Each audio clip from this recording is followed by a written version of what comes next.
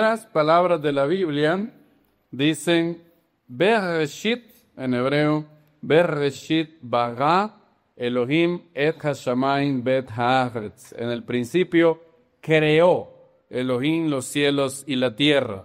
La tierra estaba desordenada y vacía, las tinieblas estaban sobre la superficie del abismo, y el Espíritu de Dios se movía sobre la superficie de las aguas. Y dijo Dios, sea la luz, y fue la luz. Y vio Dios que la luz era buena, y separó Dios la luz de las tinieblas. Y llamó Elohim a la luz día, y a las tinieblas llamó noche. Y fue la tarde y la mañana Yom Echad, día 1. Bien, así arranca el capítulo más, no controversial, sino más estudio ha generado quizás en toda la historia del estudio bíblico, Génesis capítulo 1. No es extraño, es el capítulo de la creación. La última vez creo que la iglesia presbiteriana hizo un como resumen de las diferentes interpretaciones de Génesis 1 y 2. Habían por lo menos creo que 47. ¿Por qué dirá usted? Bueno, porque a lo largo del cuerpo del Mesías han habido varias maneras de interpretar los versos. Por ejemplo, en el siglo XIX surgió la pregunta, ¿son estos días de 24 horas? Si alguien cree que son días de 24 horas, generalmente él es definido como, en inglés, Young Earth Creationism, creacionismo de la tierra joven. Según ellos, la Biblia enseña que el mundo, o bueno, por lo menos la tierra, no tiene más de 10,000 años. Es más, algunos dirán que tiene 6,000 años, o a punto de cumplir los 6,000 años. Y para ellos los días son de 24 horas, ¿verdad? Ahora, otros dicen, no exactamente. La palabra Yom en hebreo puede significar día de 24 horas, pero también puede significar un periodo largo de tiempo, muy largo. De hecho, en el mismo Génesis 2:4, fíjense, en el mismo Génesis 2:4 se utiliza la palabra día para describir no un día, sino toda la creación, los 6 días de la creación. Se utiliza la misma palabra Yom. También en los profetas vemos cómo la palabra Yom se refiere al día del Señor. Y ese día del Señor no es un periodo de 24 horas, es un periodo largo que llevará años y serán los últimos años de la historia humana. Tenemos Génesis 2:4, y si así tuvieron origen, estos son los orígenes ¿de qué? De los cielos y la tierra. Cuando fueron creados el día que el eterno Dios, el día que hizo el eterno Dios los cielos y la tierra y toda planta del campo. Y bueno, sí. Pero la palabra Yom en hebreo ¿significa necesariamente días de 24 horas? No. Puede significar días de 24 horas, puede significar también un periodo largo. Entonces, hay muchos hermanos en el cuerpo del Mesías que se llaman All Earth Creationism, creacionismo de la tierra vieja. Según ellos, la Biblia es perfectamente compatible con la teoría de que la Tierra tiene más o menos 4.5 billones de años y el universo 13.8 billones. Y lo que Hashem hace en Génesis 2 es crear periodos específicos de actividad divina, donde Él va creando el universo paulatinamente, sin prisa, debido a que Él no tiene prisa en la eternidad. Y Él fue creando las diferentes cosas. Y para Moisés hacer que israelitas de hace 3,500 años entendieran, Él utilizó la palabra día, pero no pretendía ser literal, dicen esos hermanos. Otros incluso se llaman evolucionistas teístas. Ellos creen que la teoría de la evolución es cierta, dicen ellos, pero que no es una teoría. La teoría de la evolución es cierta siempre y cuando se ponga a Dios en la teoría. Esto es, Dios fue el que causó la evolución de todas las cosas. Porque sin Dios es imposible que la vida haya venido de la nada por la nada, y hay varios. Entonces, en ese campo han habido tantas interpretaciones. Yo las he leído, créanme, bastante de tema, pero no lo suficiente. Y les puedo decir, Génesis 1 y Génesis 2 son los capítulos que han generado mucha discusión. Algo sí es claro, en algo están de acuerdo todos. Ahora, si usted me pregunta a mí cuál es mi posición, yo no creo, basado no en la Biblia, sino en la ciencia, que la teoría de la evolución sea cierta. De hecho, ha sido profundamente abandonada por muchos científicos. Hay un movimiento científico liderado por unos que disienten de la teoría de la evolución, porque hoy en día sabemos cosas de biología, de química, de física, que Darwin no sabía. Y hoy en día, si Darwin estuviera vivo, él diría, no, mi teoría es falsa. ¿Por qué? Porque hay una cosa que se llama complejidad irreducible, que no se sabía cuando Darwin escribió su libro. Darwin nunca conoció el ADN. El ADN se descubrió 100 años después de Darwin. Y creer que el ADN evolucionó de manera con proceso natural ciego es como creer que si usted pone una bomba en una 20 pintura, le va a salir un cuadro de Da Vinci. Es absolutamente imposible. El ADN tiene una inteligencia y una cosa increíble. Entonces, yo no creo que la evolución sea cierta, no por la Biblia, sino por la ciencia. La ciencia misma refuta esa teoría que está a punto de perecer, si me preguntan. En unos 100 años creo yo que nadie verá eso. Hay uno de los más grandes ateos, Thomas Nagel, escribió un libro que se llama Mind and Cosmos, y ahí él dice que la teoría de la evolución es de seguro falsa. Y él es ateo, él no es creyente, pero ha estudiado los problemas de la teoría de la evolución. Él dice, esa teoría está en crisis. De hecho, cuando nosotros éramos niños, ustedes tuvieron que haber visto una imagen primero sale un monito así, ¿verdad? Sí. Luego uno así, luego uno así, luego uno así, luego uno así, y luego ya aparece el hombre, ¿verdad?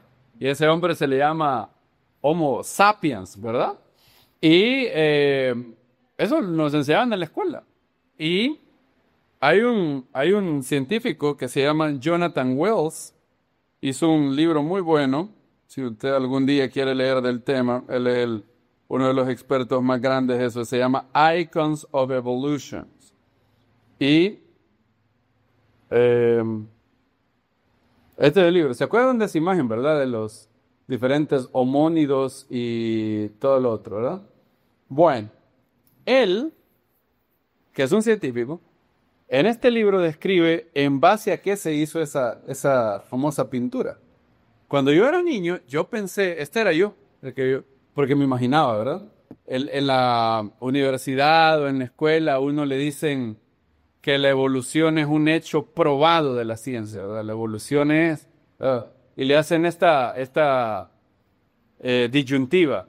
Están los creyentes religiosos que todo lo creen por fe, pobres tontos estos, ¿verdad? Y está la ciencia. La ciencia es los hechos, objetiva totalmente. Entonces, cuando yo leí eso, yo dije, wow, me imagino yo que para que los científicos hayan hecho esto, esa imagen de esos monos así, no sé, deben de tener una evidencia, pero contundente, algo así como que encontraron el fósil entero o algo, ¿verdad? Cuando yo empecé a estudiar el tema, me di cuenta del gran fraude de esa imagen. Y él lo expone.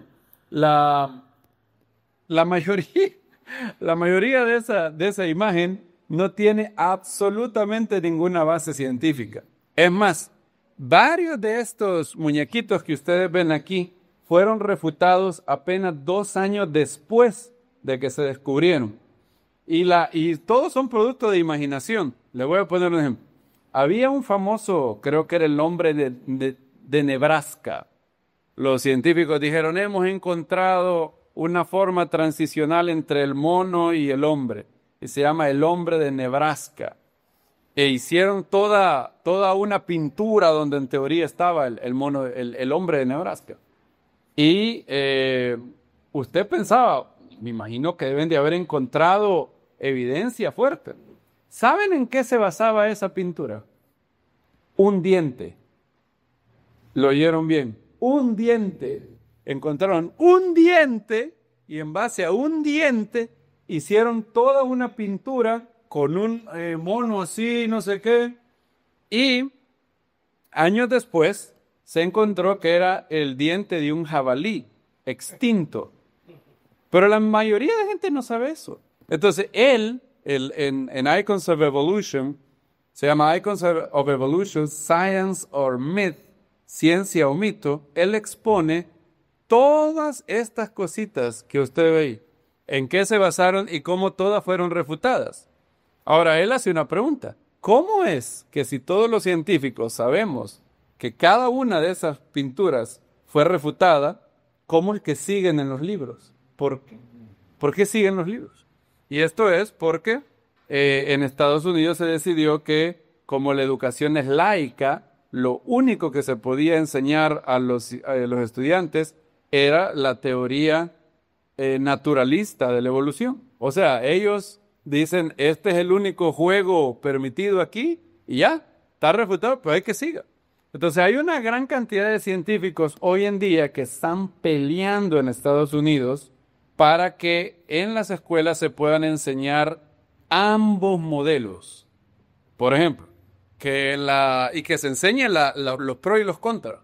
Que se enseñe, hay dos hipótesis sobre cómo fue el origen del hombre. La hipótesis teísta dice que hay un ser supremo que nos creó y la base para el teísmo científica es esta. La inteligencia, el diseño del ADN. Todo. Y está la otra teoría, la teoría atea o laica o naturalista, que es la evolución. Y que el estudiante decida por él mismo cuál es la más creíble, cuál es la que tiene más base. Y por eso no creo que la evolución sea cierta. Ahora, en torno a la edad de la Tierra, ahí hay grandes hombres de Dios en ambos lados. Y cuando oigo a uno digo, este tiene razón, sí, este tiene razón. He oído a hermanos que dicen, científicos creyentes. Científicos creyentes dicen, la Tierra solamente tiene, a lo mucho, 10,000 años. ¿Cómo lo sabemos? Tal prueba. Y dicen cosas bien persuasivas, bien convincentes. Por ejemplo, dicen, hemos encontrado, dicen ellos, huesos de dinosaurio. Y todavía en el hueso tienen tejido que todavía se le puede sacar ADN. Ahora el problema es el siguiente. El tejido no sobrevive 2 millones de años. Si todavía hay tejido, es porque eso es más o menos reciente. No reciente hace 100 años, pero reciente hablamos 6,000 años, 5,000 años. De lo contrario, ese tejido de dinosaurio ya se hubiera, no quedaría, pero ni el polvo de eso, ¿verdad? El campo magnético de la Tierra, si fuera de más edad, ya la Tierra hubiera explotado, y así, veremos. Pero hay otros hermanos al otro lado del espectro que dicen, no, en realidad tenemos buenas razones científicas para creer que el universo tiene por lo menos 13 billones de años. La luz, por ejemplo, que vemos desde el espacio para viajar hasta acá, no puede ser así nomás de 6,000 años. Y he visto debates entre hermanos, los dos científicos. Hugh Rose, por ejemplo, que defiende que la Tierra tiene 13 billones de años. Y otro hermano, Jason Lyle, que dice, no, 6,000 años. Y hace poquito, el año pasado, la postura de la Tierra joven recibió un gran aliciente, porque mandaron a un telescopio que se llama James Webb a tomar unas fotos más exactas. Sí es cierto que la Tierra tiene 13 billones de años. En la región donde ese telescopio iba a tomar fotos, no tendría que haber habido ninguna estrella, básicamente. No podría haber habido ninguna estrella. Entonces, todos los científicos esperaban que el James Webb Telescope iba a tomar fotos de alta resolución, pero iban a ver básicamente vacío y algunos gases, lo más. Pero la sorpresa fue que habían estrellas completamente creadas y unas fotos de verdad preciosas. Y son, yo no sé si alguien las ha visto, pero eh, increíble. Unas fotos maravillosas, porque hoy la tecnología, esta es una de las fotos, y como pueden ver, hay estrellas a todo gato color ahí, ¿verdad? Entonces, un hermano, un científico, Jason Lisle, cuando se iba a lanzar este telescopio, él hizo 3 predicciones. Si mi modelo, que dice que la percepción de la luz es instantánea a nosotros y no necesita billones de años a venir acá, es correcto, lo que va a encontrar el telescopio James Webb es estrellas bien formadas. Si yo estoy en lo incorrecto, va a salir negra la imagen. Y pues, por el momento lo valido. Hace un año también, la teoría de la evolución recibió yo diría, el último clavo en el ataúd. Ustedes estudiaron, todos ustedes deben de haber oído en la universidad que se les dijo que el ADN de un hombre y de un mono eran similares, eran 99% similares. O sea, si usted comparaba el ADN de un mono y de usted, era 1% similares. Bueno, resulta que se nos informó al público que ese estudio que se hizo hace años había estado basado en un genoma incompleto y no estaba basado en el genoma de un mono, sino que y para hacer esa cálculo, habían simulado que el genoma de un mono era similar al de un hombre. O sea, era algo totalmente ilícito.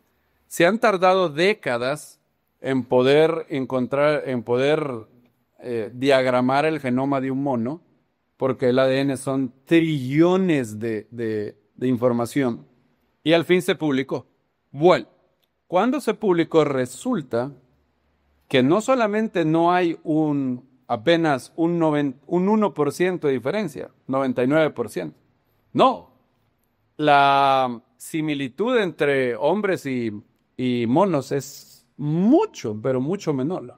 Es más, decían que somos apenas similares creo que era 82%.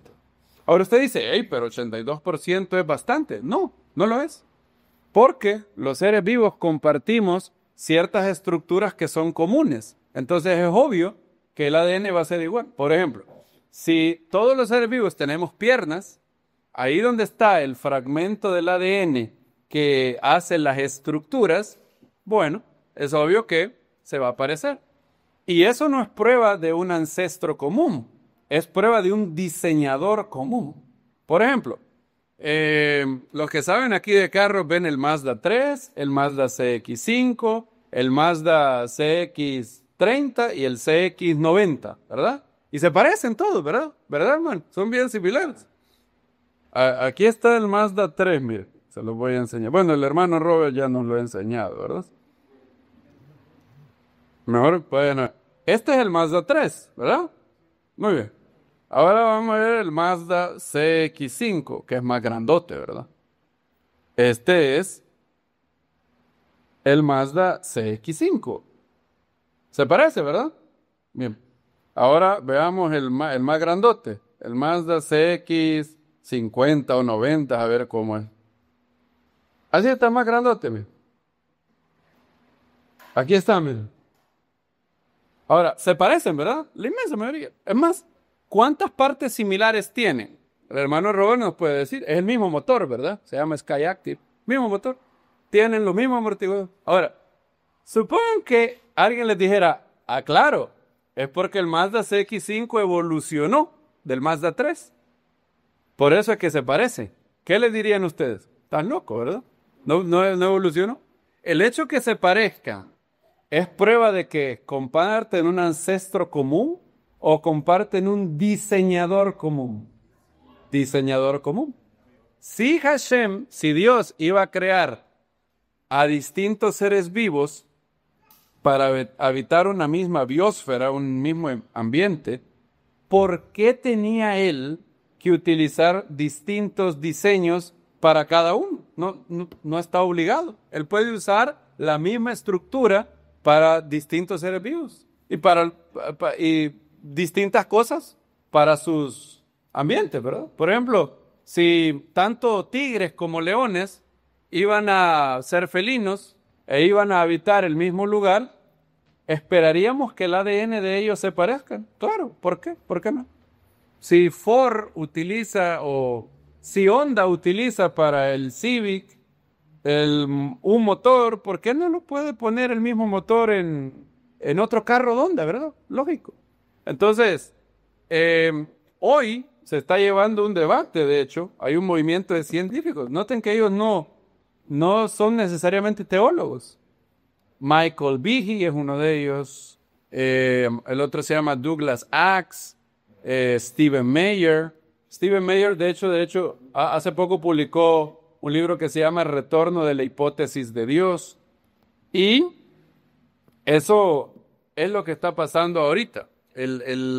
La teoría de la evolución está cada vez más en crisis.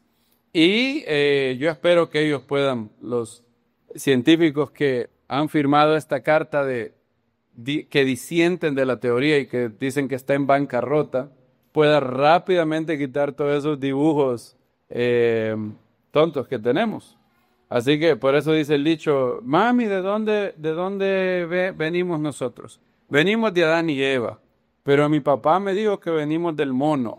Es que él te estaba hablando solo de su familia, del lado de la familia de él, pero del lado mío, sí venís de Adán y Eva. Sí, la evolución era una manera bonita de ser ateo y pretender ser científico, pero esos días están un poco atrás. Y por eso Génesis 1 hay tantas interpretaciones. Pero lo que sí es seguro, esto sí está todo el mundo acuerdo, es que Génesis 1 y Génesis 2 describe como mínimo las siguientes cosas. Hay un solo Dios, creador de los cielos y la tierra. Y Él creó todo lo que existe, visible e invisible. Si lo creó hace 6,000 años, bueno. Si lo creó hace 13 billones de años, bueno. Cuando lleguemos al mundo venidero, si a mí me dicen, no, estaba... bueno, yo les dije que cuál era mi postura. No, estoy abierto. Hay veces, depende de qué lado me levante la cama. A veces si me levanto el lado derecho, digo, no, el mundo tiene solo 6,000 años. Pero cuando me levanto el lado izquierdo, digo, pero el que, sí lo otro.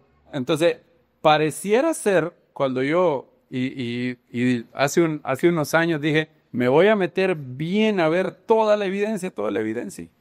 El problema es que ahorita, si usted se mete bien, va a encontrar un número de evidencia, 10, 15 cosas que usted va a decir, ahí está, caso cerrado. La Tierra tiene apenas 6,000 años. Está, papá, sí está claro. Si mira, este componente químico, cuando pasa el tiempo, se degrada en otro. Si llevaran billones de años, este componente ya no estuviera, porque ya se hubiera acabado, se hubiera degradado en el otro. Ahí está, listo. Pero cuando va al otro lado, los de la Tierra vieja tienen brum, brum, brum, brum, brum, brum, brum, brum, y no se quedan.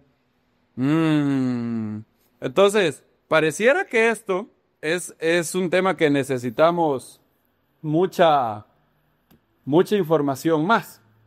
Ahora yo dije, pero es que es lógico que esto pasara. Piénselo bien.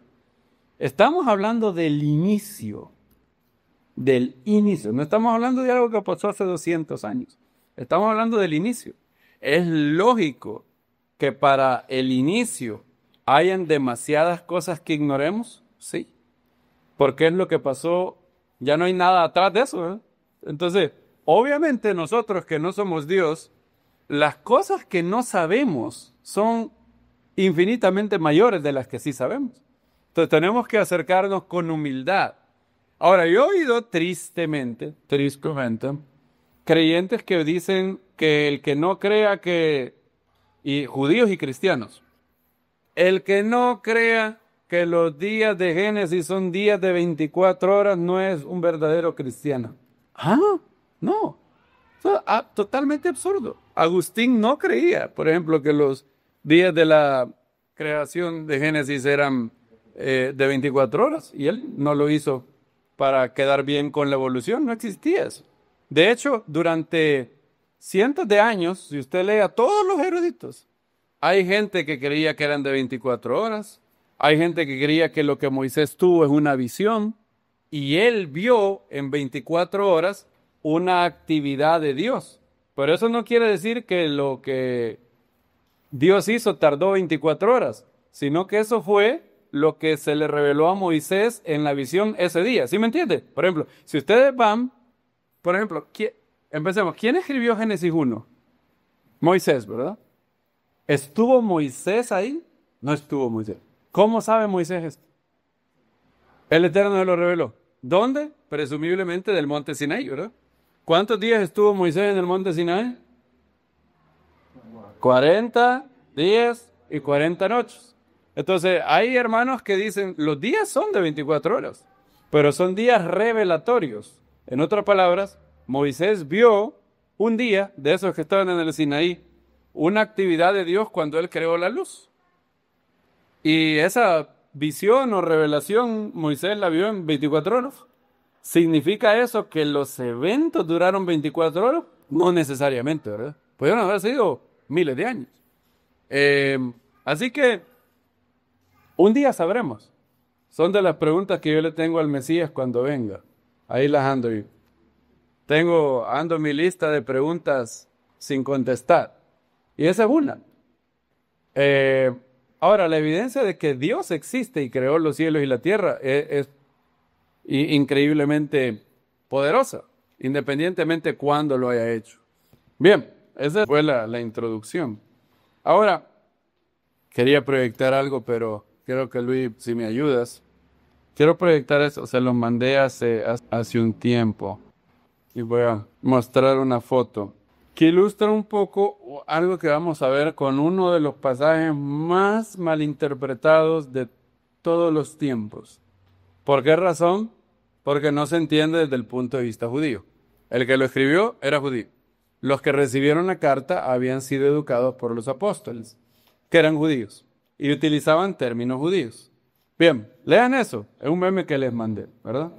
Dice, cuando tus amigos usan palabras como monergismo, sinergismo, pelagianismo, docetismo, exégesis, eisegesis, y tú solo has escuchado cómo machacarle la cabeza al diablo. Y miren la cara del Señor, ¿verdad? Pregunta. Quiero que me sean sinceros y no busquen en Google. ¿Quién sabe qué es monergismo? ¿Levanta la mano? Nadie. Ok. ¿Sinergismo? Ok. ¿Pelagianismo?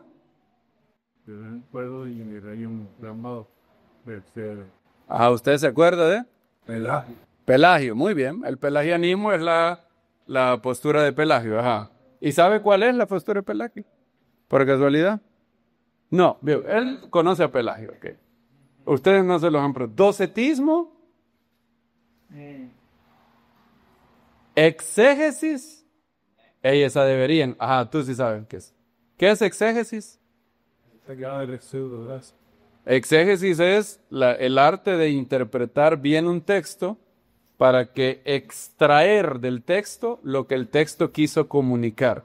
Eso es exégesis. Yo leo, en el principio creó Dios los cielos y la tierra. Hay reglas de exégesis. Yo no puedo interpretar la Biblia. De hecho, lo que sigue es lo contrario a exégesis. ¿Cómo dice ahí? Eisegesis. Eso es imponerle al texto mi idea. leer el texto y decir, lo que este texto dice es esto, pero no es eso, sino que yo estoy haciendo que el texto diga lo que yo quiero que diga. Ahora, yo le mandé esto y les puse, lo bueno es que a ustedes no les pasa esto, pero bueno, ya me dejaron, o sea que sí nos pasa, dice la hermana Arias. El punto no es hacerlo sentir mal porque no conocen ciertas palabras. El punto ilustra cómo uno puede ser un completo extraño en una discusión si uno no conoce un término. Uno puede quedar así como el señor Espero. ¿Qué es monergismo? Monergismo es otra palabra para calvinismo. Monergismo es que el proceso de la salvación, en el proceso de salvarnos solo interviene una persona, Dios. Por eso es mono uno.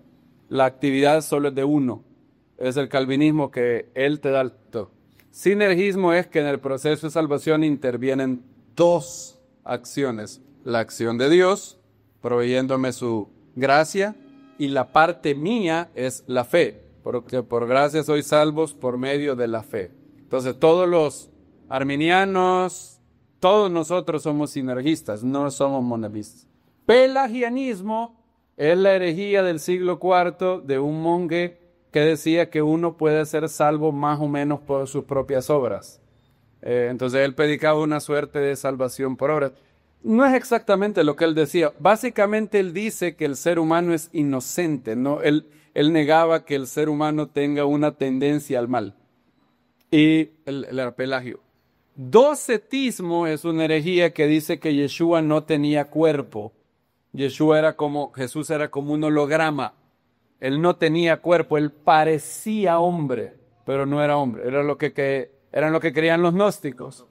¿Perdón? Los mormones son los que dicen esto, ¿verdad? No que yo sepa. Que tienen la imagen Y los que sí dicen. No, pero los mormones dicen que ellos tienen una imagen, pero no negarían que Yeshua tenía huesos y carne. Solo los gnósticos del siglo I eran los gnósticos, sí. Ellos creen que Yeshua no tenía un cuerpo humano, que era como el holograma de Star Wars, de Obi-Wan Kenobi o de alguien. Bueno, y exégesis ya les digo. Ahora, repito, el punto no es para hacerlo sentir mal. El punto es que uno se puede quedar así si uno llega a una discusión y dice, a saber qué estarán hablando aquí, ¿verdad? Cuando yo mandé esto al chat, Nancy lo leyó y me puso, bromeando, yo no sé, pero la tuya por si acaso, me puso cuando leyó es, la tuya por si acaso, nos pusimos a reír. Bien, eso pasa con una palabrita, con un capítulo, Juan 1. Eso pasa con una palabrita, en griego, logos, en hebreo, dabar o memra. Y esto, queridos hermanos, es uno de los capítulos más malinterpretados de la historia de la Biblia. Los que aún hasta el día de hoy lo malinterpretan no son miles, son millones, son miles de millones.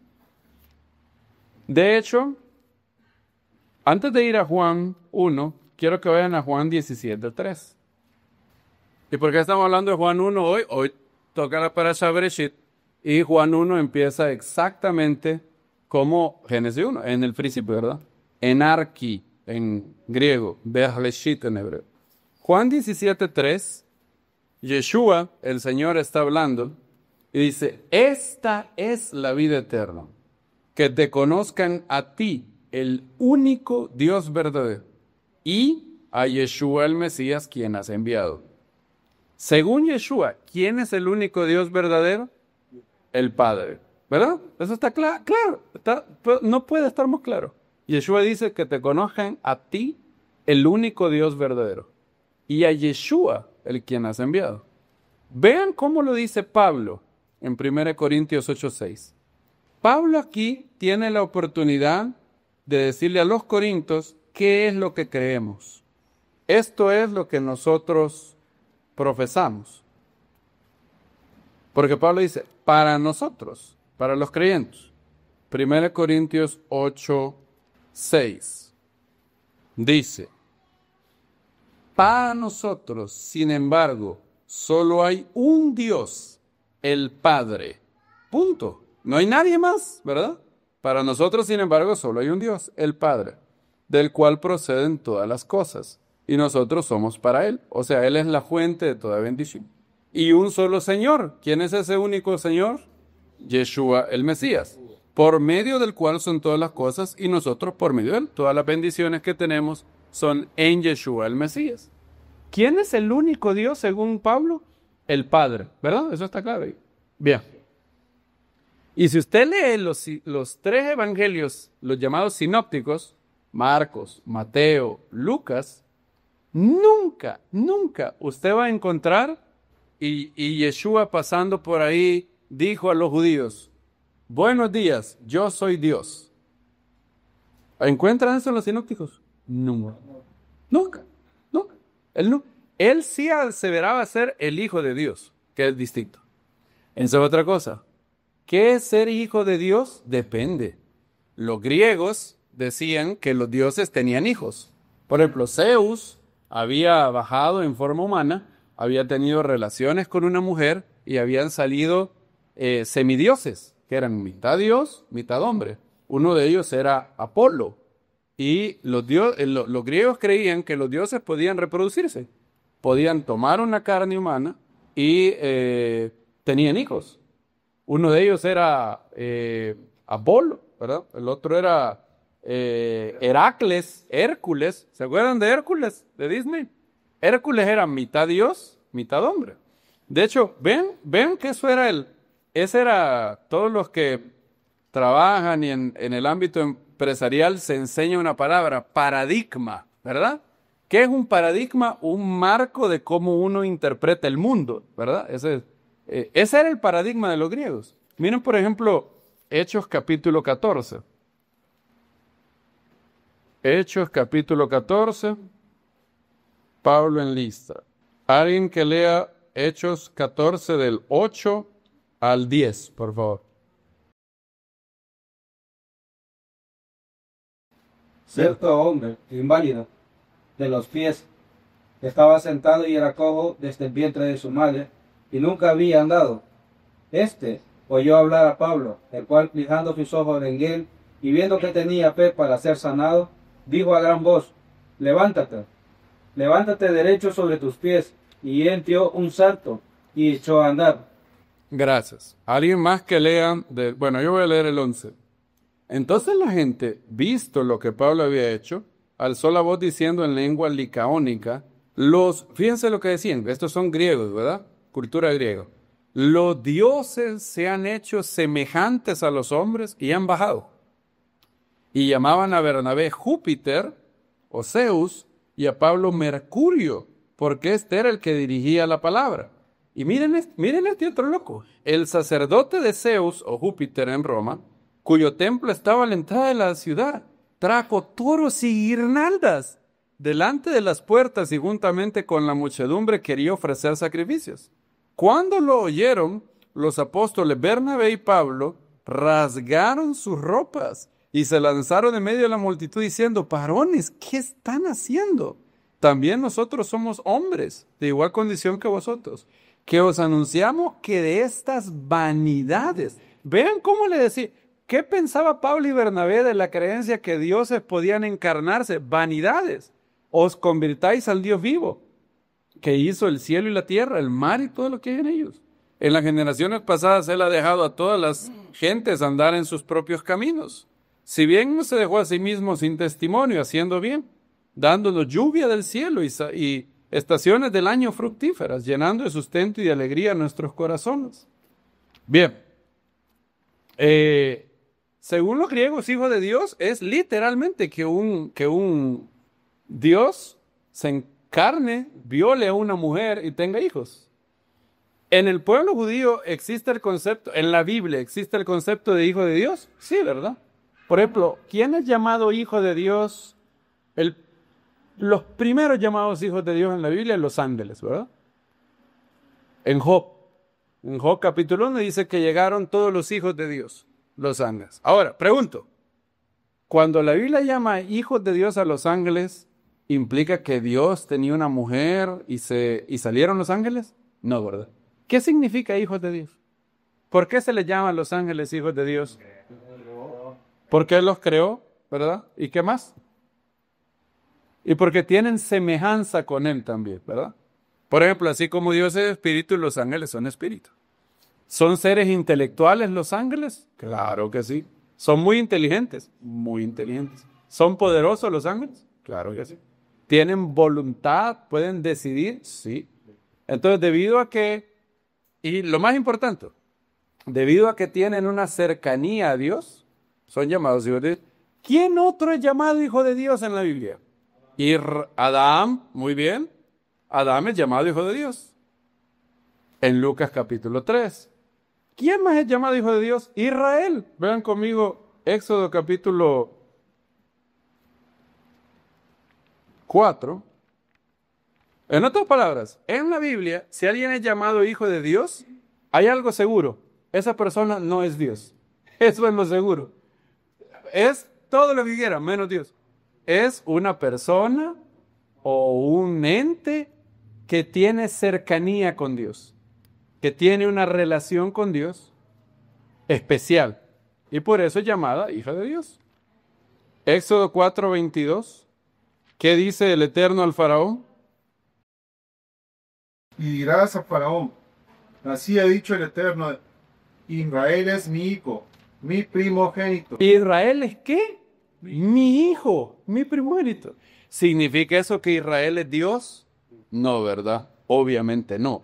Entonces, si supongan que usted en el siglo I iba a un grupo de personas y le decían, Israel es hijo de Dios. ¿Qué iban a entender los judíos y qué iban a entender los griegos? Los griegos hubieran dicho, hijo de Dios. Eso significa que este está diciendo que un Dios vino, agarró a una mujer y tuvieron un hijo, ¿verdad? Un judío iba a entender, claro, es Bel Elohim. Significa que es una persona que fue creado por Dios y tiene una relación cercana con Dios. Ahora, la Biblia habla de que iba a venir una persona que sería llamada Hijo de Dios único en su clase. ¿Por qué? Porque sería de toda la creación, esta persona sería la más cercana a Dios. No se puede más. O sea, él sería el segundo. Después del Padre solo él. Eso es lo que dice el Salmo 2. Tú eres mi hijo, yo te he engendrado hoy. Vean, cuando el Eterno le habla al Mesías, y dice que él lo exaltará tanto, que será un rey tan exaltado, que será llamado Hijo de Dios, y tendrá una relación con Dios tan increíble, que Hashem dice en el Salmo capítulo 2, tú eres mi hijo, yo te he engendrado hoy. 2:7. Yo publicaré el decreto. El Eterno me ha dicho, mi hijo eres tú, yo te he engendrado hoy. Eso habla del Mesías. ¿Cuántas veces se le llama a Yeshua hijo de Dios en la Biblia? Cientos de veces. Cientos de veces. ¿Cuántas veces alguien o él dijo, yo soy Dios? 0 veces. Ninguno. ¿Cuántas veces aparece en la Biblia la frase Dios hijo? 0. Nunca. No existe en toda la Biblia. Es más, lo que sí existe es claramente Yeshua diciendo algo como esto. Mire, Marcos capítulo 13. Marcos capítulo 13. 31 al 32. Los cielos y la tierra pasarán, pero mis palabras no pasarán. Pero del día y la hora nadie sabe. Este es Yeshua hablando. Ni los ángeles del cielo, ni el Hijo, sino solo el Padre. Yeshua dice que Él, el Hijo de Dios, Él no sabe cuándo es el día de su segunda venida. Claramente. Dice otra cosa Él también. Juan capítulo 5. él dice algo, lo dice bien claro. No hay muchas cosas tan claras como este verso. Juan capítulo 5, verso 19. Hablando de él y su relación con Dios. Pero respondiéndoles, Yeshua dijo, de cierto les digo que el Hijo nada puede hacer por su cuenta. Oigan eso. ¿Ustedes creen que Dios podría decir eso? Yo no puedo hacer nada por mi cuenta. ¿Diría Dios eso? Si no, lo que ve a hacer al Padre, eso hace. También lo hace igualmente el Hijo. Vean el verso 24. Bueno, es el 26. Lo voy a leer. Miren lo que dice. Porque así como el Padre tiene vida en sí mismo, o sea, Él no depende de nada para existir, Él tiene el atributo que se llama aceidad, que significa vive de sí mismo. Él no necesita de nada para vivir. Miren lo que dice. Así como el Padre tiene vida en sí mismo, así también le ha dado al Hijo tener vida en sí mismo. Les hago una pregunta. ¿Necesita Dios que alguien le dé vida? No. ¿Necesita Dios que alguien le dé la capacidad de tener vida en sí mismo? No. Dios tiene vida en sí mismo y es inderivada, ¿verdad? Nadie se la ha dado, no la ha recibido. Yeshua también dijo, toda potestad que dice, me es dada en los cielos y la tierra. ¿Necesita Dios que le den toda potestad? No, Él ya tiene toda potestad. Jacobo capítulo 1, Santiago capítulo 1, dice otra cosa. 1 del 12 al 13, creo. ¿Alguien más que no ha leído que lo lea, por favor? Santiago 1. Muy dichoso el hombre que soporta la tentación, porque cuando haya resistido la prueba, recibirá la corona de vida que Dios ha prometido a los que le aman. Cuando alguno es tentado, no diga que es tentado de parte de Dios, porque Dios no puede ser tentado. Bien. Cuando alguno es tentado, no diga que es tentado de parte de Dios, porque Dios no tienta nada. ¿Y qué dice? Y no puede ser tentado al mal. Esto es un atributo divino llamado suprema impecabilidad. Dios no puede ser tentado al mal. No hay manera que alguien pueda tentarlo a hacer algo mal. ¿Saben quién sí fue tentado en el desierto después de 40 días y 40 noches? Yeshua, ¿verdad? Entonces, si Dios no puede ser tentado y Yeshua fue tentado, ¿qué sería la conclusión de eso? 1 Timoteo 2 dice, hay un solo Dios. Leamos, 1 Timoteo 2:5. 1 Timoteo 2:5 dice, porque hay, voy a dejar que lo... Porque hay un solo Dios y un solo mediador entre Dios y los hombres. El hombre, Yeshua el Mesías. El hombre, Yeshua el Mesías. Si Yeshua fuera Dios, sería mediador entre él y entre los hombres y él mismo, lo cual es una incoherencia total. Y finalmente, vean Apocalipsis 1, el último libro de la Biblia. Apocalipsis 1:1 es una revelación. La palabra Apocalipsis, de hecho, significa revelación. Es quitar el velo. Desvelar algo. Apocalipsis 1:1. ¿Alguien que no ha leído que me lo dé, por favor? Que lo lea. La revelación de Yeshua que Elohim envió para manifestar a sus siervos las cosas que deben suceder pronto, y la declaró enviándola por medio de su ángel a sus siervos. Este es Yeshua el Mesías, Jesús hablando. Él dice la revelación de Yeshua que Dios le dio. ¿Alguien que sea Dios necesita que Dios le revele algo? No. Y este es Yeshua, la diestra del Padre. Yeshua en el cielo, glorificado. Y miren lo que dice él, Yeshua, en Apocalipsis 3:2. Este es el Mesías hablando. Y dice, Apocalipsis 3:2. Al que venza o al que venciera, yo le haré columna en el santuario de mi Dios, y nunca más saldrá de ahí. Y escribiré sobre él el nombre de mi Dios, el nombre de la ciudad de mi Dios, la nueva Jerusalén, la cual desciende del cielo de mi Dios, y mi nombre nuevo. ¿Cuántas veces Yeshua nos dice que él tiene un Dios sobre él? 4 veces. 4 veces él le llama al Padre como mi Dios. ¿Puede Dios tener un Dios? Depende. En la cultura griega sí, ¿verdad? Porque en la cultura griega hay varios dioses. Ahora, en la Biblia, ¿puede Dios tener un Dios al cual reportarles? No. Ahora, esto era, fíjense, está regado en todos los escritos apóstoles. ¿Qué es lo que tienes que creer para ser salvo? ¿Que Yeshua es Dios? No, está claramente en Juan capítulo 20, el propósito del libro.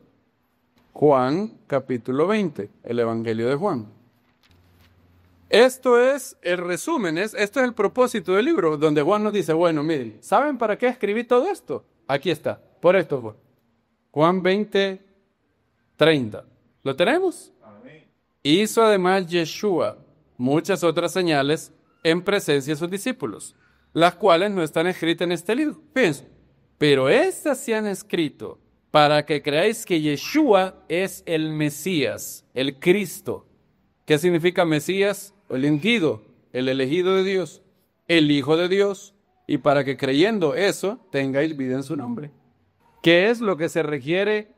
Abrazar, creer, poner su confianza, que Yeshua es el Mesías, el enviado de Dios, el Hijo de Dios, generado sobrenaturalmente en el vientre de la Virgen María por una obra del Espíritu de Dios, que fue un hombre que nunca pecó y que tomó voluntariamente tus pecados y se ofreció como sacrificio en la cruz. Eso es el Evangelio.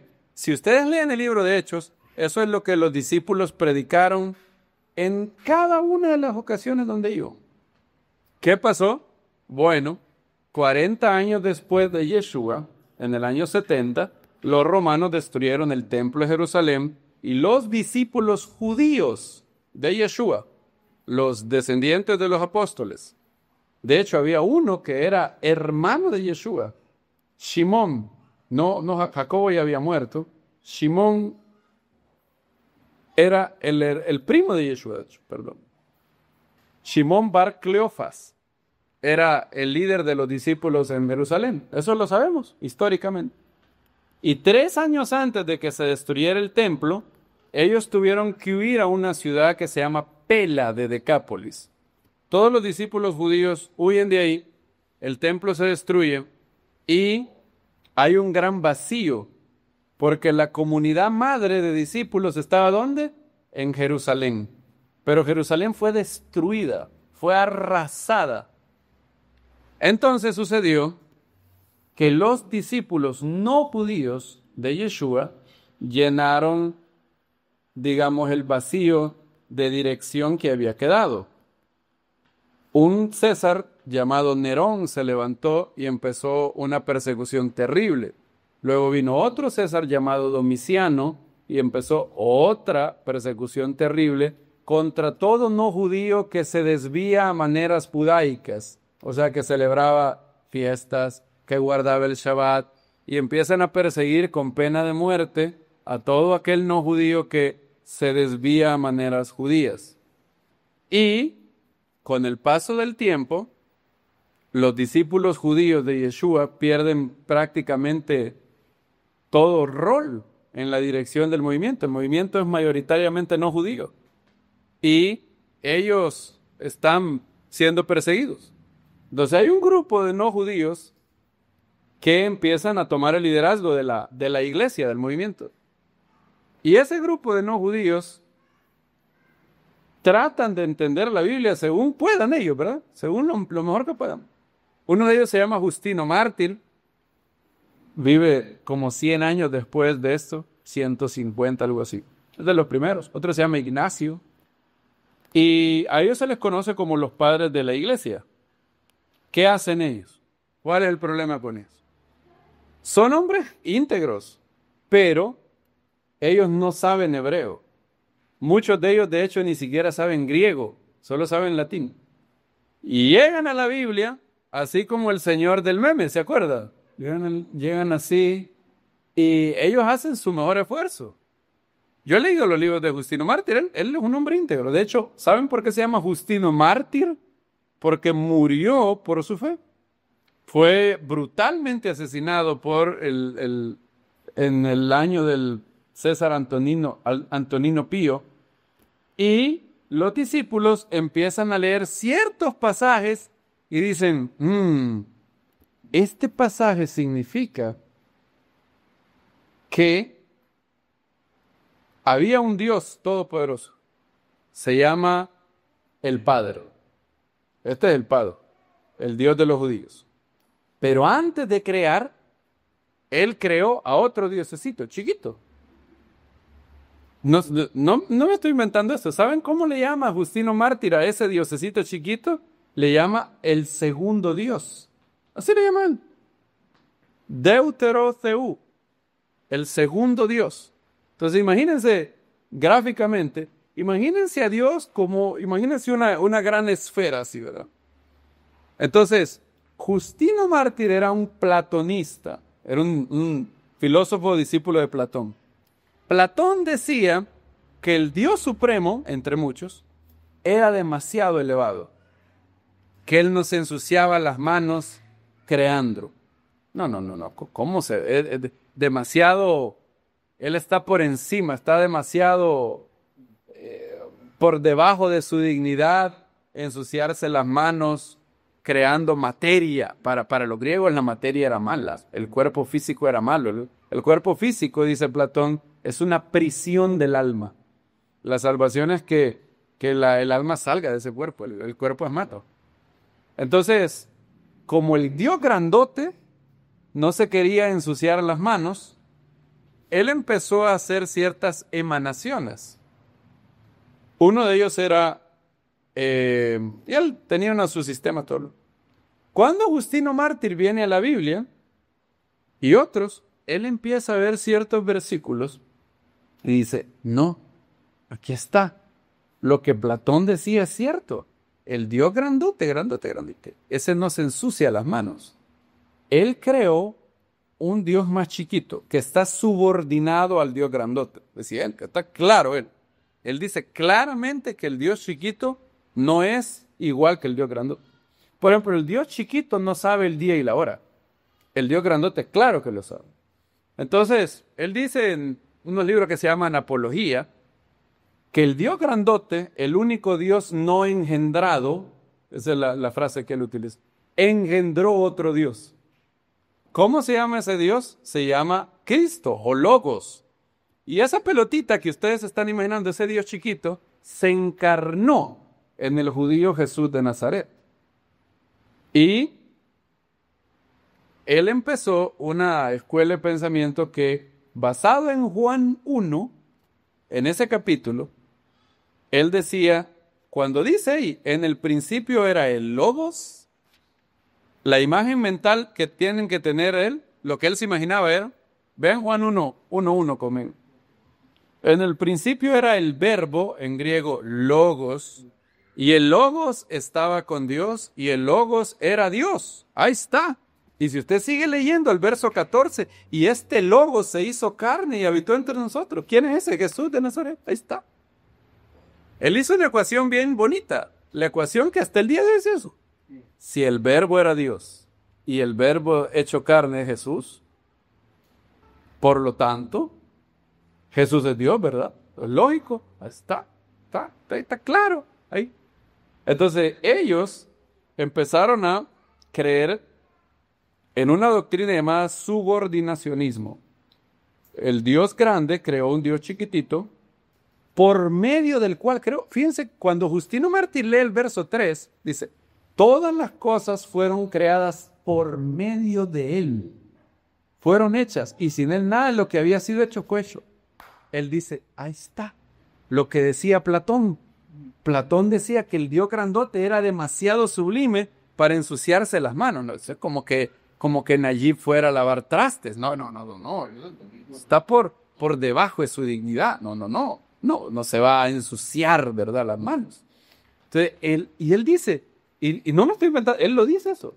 Él dice que en los evangelios él encontró la verdadera filosofía, en un sentido es cierto, pero él utilizó el pensamiento de Platón para interpretar Juan, como que el que escribió Juan hubiera sido un griego. Entonces dice, ahí está, el Dios grandote creó un Dios chiquito y él hizo todas las cosas a través de este Dios chiquito.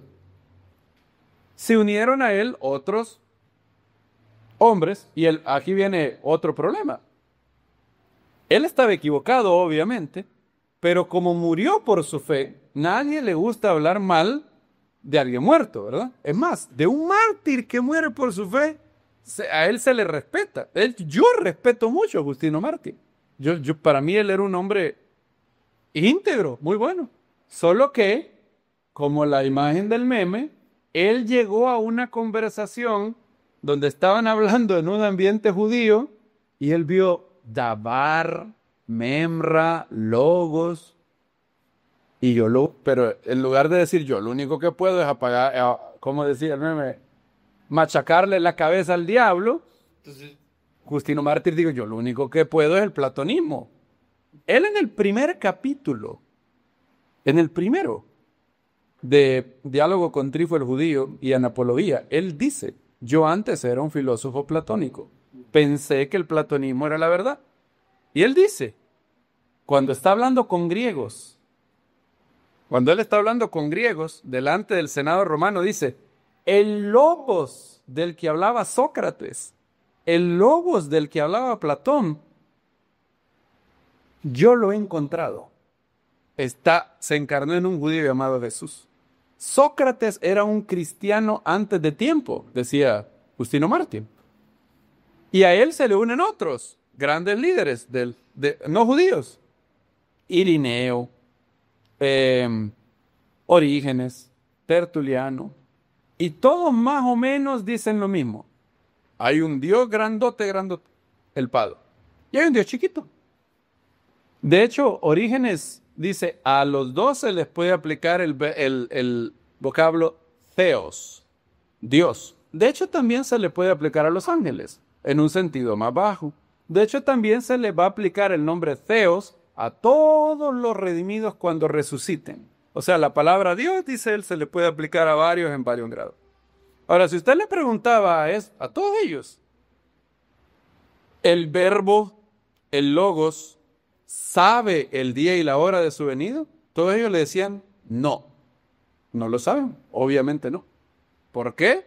Porque el Dios grandote es el único. Justino Mártir decía, solo hay un Dios no engendrado, el Padre. Y hay uno engendrado del Padre, el Verbo. Y el primer ranking es el Padre. Luego el Hijo, luego el Espíritu y luego los ángeles. Ahora, con el paso del tiempo, habían discípulos que empezaron a decir, bueno, la mayoría, cuando empezaron a leer lo que estos pensadores decían, ¿qué creen que decían todos los discípulos que habían recibido de los apóstoles que solo había un Dios, el Padre, y que Yeshua era el Hijo de Dios, el ser humano generado milagrosamente en el vientre de María, el único hombre que nunca pecó, el hombre exaltado a la diestra del Padre, el virrey de la creación, el segundo al mando? Cuando ellos oyeron esto, la mayoría decía, espérate. ¿Cómo está esa vaina de dos dioses? Los apóstoles nunca nos hablaron de dos dioses. Los apóstoles claramente nos dijeron que solo había un Dios. Ustedes están locos, ustedes son predicadores de dos dioses. Y eso no estoy suponiendo, uno de ellos lo dice así, literalmente, lo dice. Que esa es la reacción que obtuvieron. Entonces, empezaron a haber varios grupos. La fe empezó a dividirse. Estaban unos que habían recibido de los apóstoles esto, decían, solo hay un solo Dios, el Padre, y Yeshua es el Mesías, el Hijo de Dios. Estaban los otros que decían, hay dos dioses, uno grandote y uno chiquito. Y luego vinieron otros que dijeron, no, ninguno de ustedes dos sabe nada. El Padre y el Hijo son la misma persona. No difieren en nada, solo difieren en rol. Es como decir Isaac, el esposo de Nancy, e Isaac, el hijo de la niña Julia. ¿En realidad hay dos personas? No, hay un solo Isaac, ¿verdad? Uno solo. Pero en realidad, ¿cuál es la diferencia? La función, ¿verdad? Yo soy padre de Daniela, esposo de Nancy, gerente de un servicio al cliente. Tengo tres funciones. Hay un solo Dios, pero según la función que Él tenga, se le llama Padre cuando crea, Hijo cuando redime y Espíritu Santo cuando regenera. Ahora, esto es el error más fácil de refutar, ¿verdad? Porque en Getsemaní, Yeshua orándole al Padre le dice, Padre, que se haga, ¿qué? Tu voluntad y ¿qué? Y no la mía. O sea que ahí hay dos voluntades, ¿verdad? O sea, no puede... Para que hayan dos voluntades, tiene que haber dos seres. Dos personas, dos seres. Entonces esos casi que murieron. Hoy existen todavía. Se llaman los solos Jesús. ¿Nunca han oído de ellos? A ver, por ahí andan. Y son, pero la de caballo. Ahora, esta gran diferencia de opinión estaba ahí hasta que llegó el año 325 antes del Mesías. Y el emperador romano se había convertido al cristianismo. Y él dijo, bueno, miren, yo quiero que nos pongamos de acuerdo porque yo no quiero andar en esta diferencia funil. Y llamó un concilio en la ciudad de Nicea. Y en Nicea, él con la autoridad de Roma, estableció que no. En realidad, ninguno de estos tenía la razón. Ninguno. Era más complicado de lo que pensábamos. Eran que en realidad los dos dioses sí existen,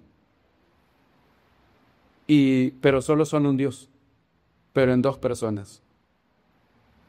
Jesús es Dios de Dios, luz de luz, decía él.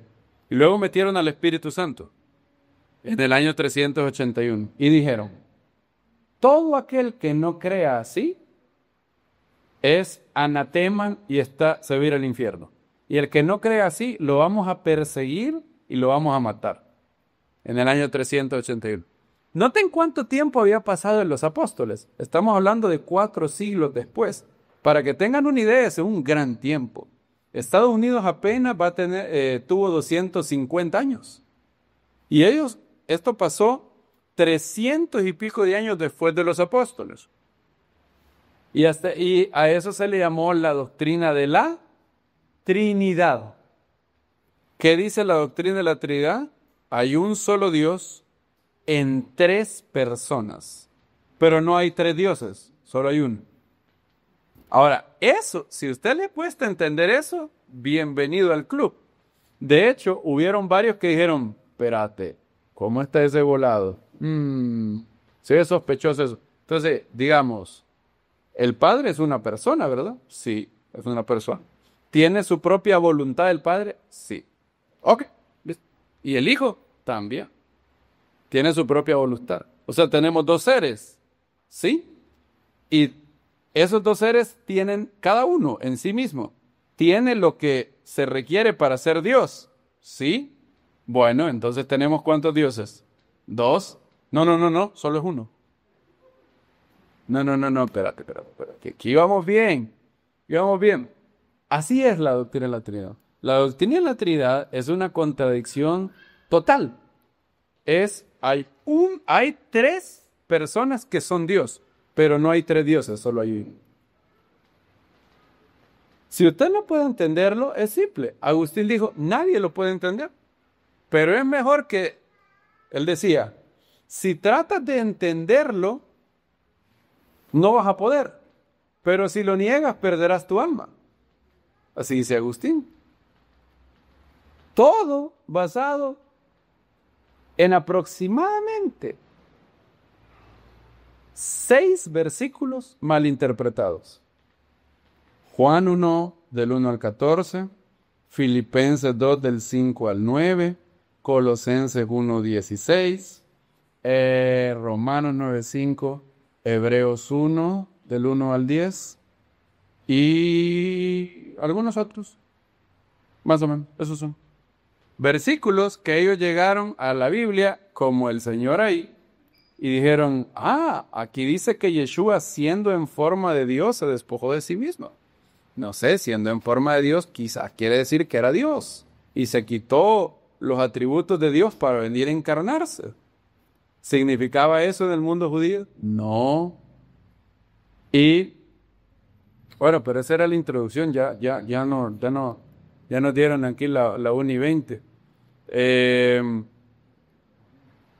Bueno, ¿cómo se nos fue el día? Qué increíble. Eso era la introduction. Quizás vamos a ver lo otro para la tarde. Ahora, yo les he dicho lo que Juan no significa. ¿Qué sí significa? ¿Cómo se debe entender? ¿Qué es el verbo? Cuando un judío oía Juan 1, un judío del primer siglo, ¿qué hubiera pensado? Quizás lo podemos ver en la tarde, o quizás podemos dejarlo para el... bueno, se lo voy a resumir. Y quiero ponerles antes la cita de Tertuliano, que es uno de los que proponía los dos dioses, el Dios grande y el Dios chiquito. Este es Tertuliano, miren. Escribió en el siglo III y él dice lo que todos los creyentes dijeron. Los simples, fíjense cómo le llama a él, unos pobres tontos. Los simples, de hecho, no los llamaré indoctos o iletrados, que siempre constituyen la mayoría de los creyentes, están alarmados sobre la dispensación de los 3 en 1, sobre la misma base en que su misma regla de fe les retira a ellos de la pluralidad de los dioses del mundo al único Dios verdadero. Ven lo que está subrayado. Ellos, ¿quiénes son ellos? La mayoría de creyentes.